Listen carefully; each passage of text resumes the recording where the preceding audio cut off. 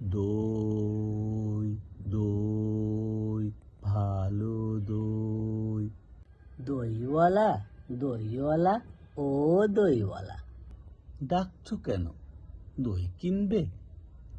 কেমন করে কিনবো? আমার তো পয়সা নেই। কেমন ছেলে তুমি? কিনবে না তো আমার বেলা বয়ে দাও কেন? আমি যদি তোমার সঙ্গে চলে যেতে পারতুম তো যেতুম। আমার সঙ্গে? হ্যাঁ, তুমি যে কত দূর থেকে হাঁটতে হাঁটতে চলে যাচ্ছ শুনে আমার মন কেমন করছে। বাবা, তুমি এখানে বসে কি করছো? কবিরাজ আমাকে বেরোতে বারণ করেছে, তাই আমি সারাদিন এখানেই বসে থাকি। আহা বাছা, তোমার কি হয়েছে?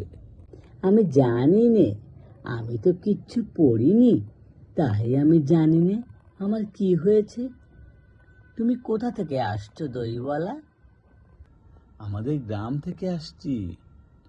তোমাদের গ্রাম? অনেক দূরে তোমাদের গ্রাম? আমাদের গ্রাম সেই পাঁচমুড়া পাহাড়ের তলায়, শামলি নদীর ধারে।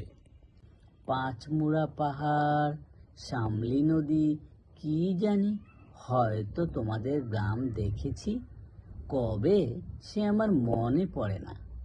তুমি দেখেছো? পাহাড় তলায় কোনোদিন গিয়েছিলে নাকি?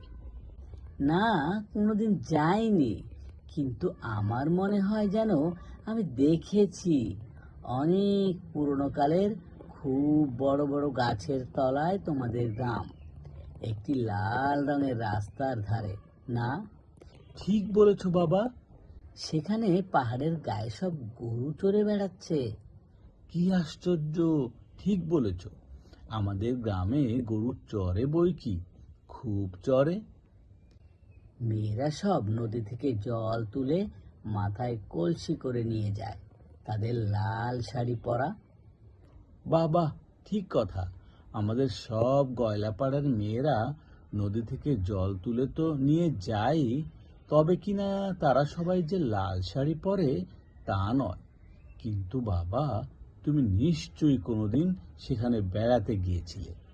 সত্যি বলছি দইওয়ালা, আমি একদিনও যাইনি। কবিরাজ আমাকে যেদিন বাইরে যেতে বলবে সেদিন তুমি নিয়ে যাবে তোমাদের গ্রামে। যাব বই কি বাবা, খুব নিয়ে যাব। আমাকে তোমার মতো ওই রকম দই বেচতে শিখিয়ে দিও, ওই রকম বাঁক কাঁধে নিয়ে, ওই রকম খুব দূরের রাস্তা দিয়ে। মরে যাই, দই বেচতে যাবে কেন বাবা? এত এত পুঁথি পড়ে তুমি পণ্ডিত হয়ে উঠবে। না না, আমি কখনো পণ্ডিত হব না। আমি তোমাদের রাঙা রাস্তার ধারে, তোমাদের বুড়ো বটের তলায় গোয়ালপাড়া থেকে দই নিয়ে এসে দূরে দূরে গ্রামে গ্রামে বেচে বেচে বেড়াবো। কি রকম করে তুমি বলো, দই দই দই ভালো দই, আমাকে সুরটা শিখিয়ে দাও। হায় পোড়া কপাল, এ সুরও কি শেখবার সুর? না না, ও আমার শুনতে খুব ভালো লাগে।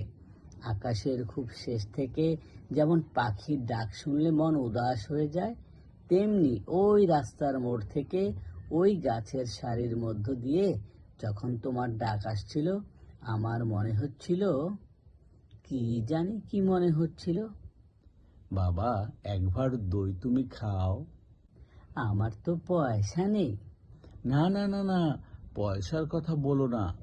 তুমি আমার দই একটু খেলে আমি কত খুশি হব। তোমার কি অনেক দেরি হয়ে গেল? কিচ্ছু দেরি হয়নি বাবা, আমার কোনো লোকসান হয়নি। দই বেচতে যে কত সুখ, সে তোমার কাছে শিখে নিলুম।